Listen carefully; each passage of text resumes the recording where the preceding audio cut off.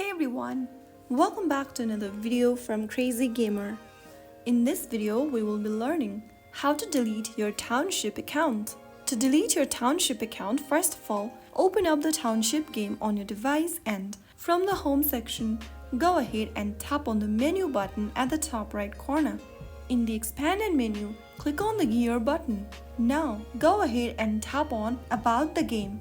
Inside About the Game, you will see Delete Account button in red.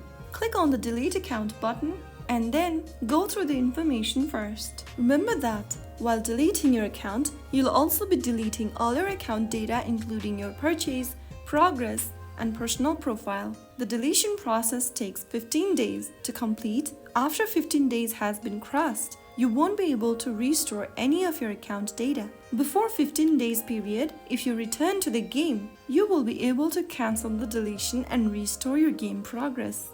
To continue account deletion, click Continue and in the pop-up, type in Delete and click on the Confirm button. Right after you do that, your account deletion is processed. Now your account will be deleted in 15 days.